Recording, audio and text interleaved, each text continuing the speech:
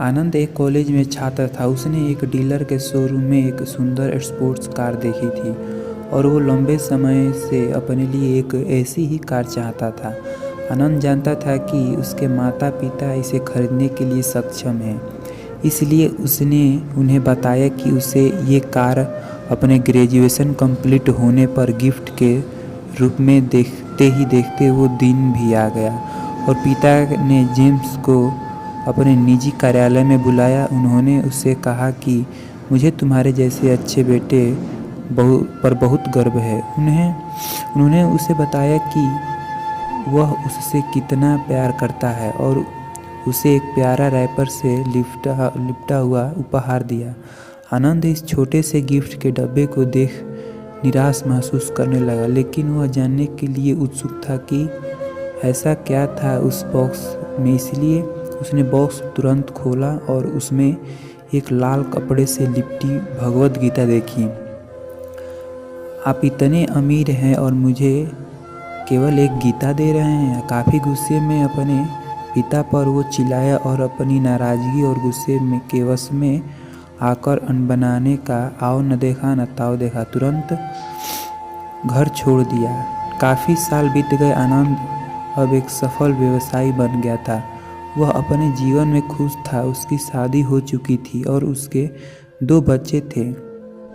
उनका परिवार एक सुंदर घर में रहता था, लेकिन उसके पिता के साथ टूटे रिश्तों के कारण उसकी आत्मा अभी भी आहत थी।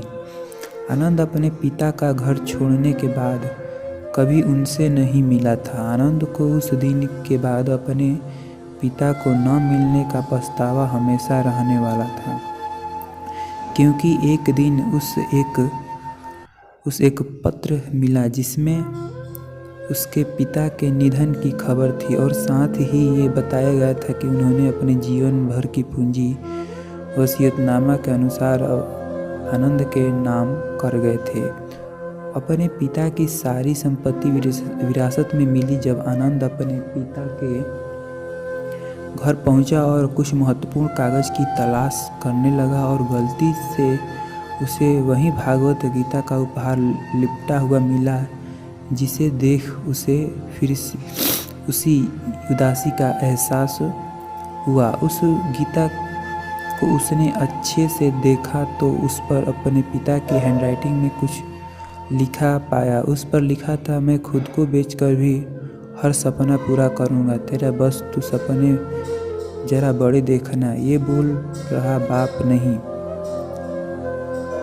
जिंदगी का सबसे पहला दोस्त तेरा। ये कविता पढ़ी ही थी कि अचानक उस कविता से एक चाबी गिरी, जिसके ऊपर लगे टैग पर उसके ग्रेजुएट होने की तारीख के साथ कॉन्ग्रेचुलेसन और आई लव यू लिखा हुआ था। आनंद के सर ऊपर से उसके पिता का साया तो पहले ही उठ चुका था और आज उसकी ज़िंदगी की सबसे बड़ी गलती के बारे में जानकर उसके पैरों के नीचे से ज़मीन भी खिसक गई थी। उस दिन आनंद की आंखें खुली और रूह दोनों पछतावे के अनुसार आंसू रोए। थैंक यू दोस्तों। वीडियो में ज़रूर कमेंट बताइए।